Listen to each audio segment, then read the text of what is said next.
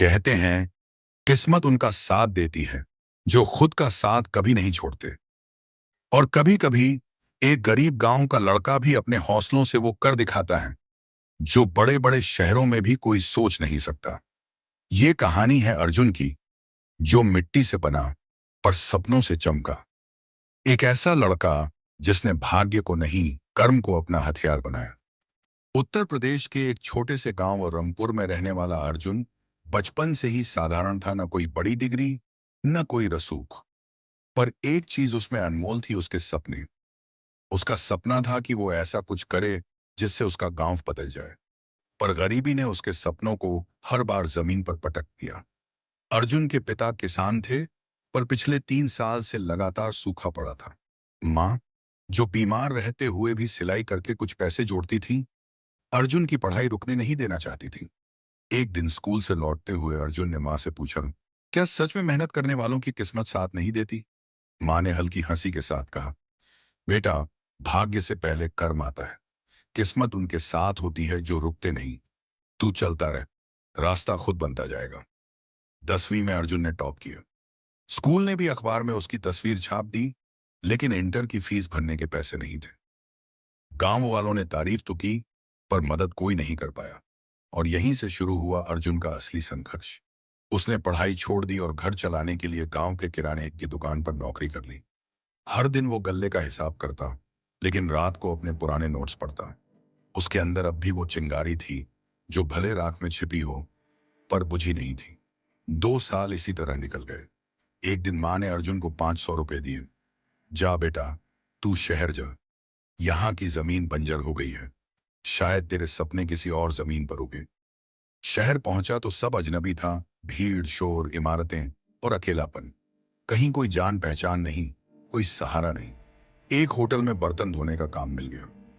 अर्जुन दिन भर काम करता और रात को मोबाइल पर फ्री इंटरनेट से वीडियो देखता। Business, digital marketing, e commerce, हर विषय उसे किसी नए दरवाजे जैसा लगता। कुछ ही महीनों में अर्जुन ने सीखा कि कैसे लोग ऑनलाइन सामान बेचते हैं। उसी समय उसके मन में एक विचार आया, शहर के लोग तो ऑर्गेनिक खाने के लिए तरसते हैं, मेरे गांव में तो हर चीज शुद्ध है।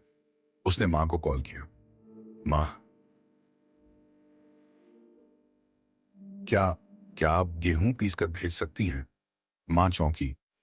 बेटा, गांव के लोग तो यही खाते हैं, पर तू इसका क्या करेगा? अर्जुन बोला, बस एक बार भेजो, बाकी मैं संभाल लूंगा। माँ ने पहली बार 3 किलो आटा भेजा। अर्जुन ने फ्री वेबसाइट बनाकर ग्राम शुद्ध नाम से ऑनलाइन ऑर्डर लिया और इंस्टाग्राम पर पोस्ट डाली। पहले दिन ही एक ऑर्डर आया। अर्जुन ने पैकिंग खुद की, डिलीवरी खुद की, और ग्राहक का रिव्यू देखकर रो पड़ा। यह सिर्फ आटा नहीं था, यह उसके भाग्य का पहला कण था, जो उसकी मेहनत से जुड़ रहा था। जैसे जैसे ग्राहक बढ़ते गए, अर्जुन ने एक छोटा सा गोदाम किराए पर लिया। गांव से अब सिर्फ माँ ही नहीं, औरतें भी दाने भेजने लगी। अर्जुन सबका भुगतान समय पर करता। पर किस्मत ने एक बार फिर करवट ली। एक रात गोदाम में आग लग गई।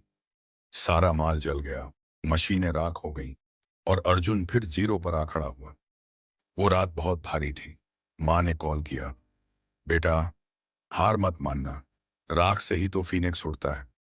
अर्जुन ने हार नहीं मानी। उसने पुराने ग्राहकों से माफी मांगी और दोबारा सामान देने का वादा किया। कुछ दोस्तों ने उधार दिया, गांव ने मदद की, और ग्राम शुद्ध एक बार फिर खड़ा हुआ।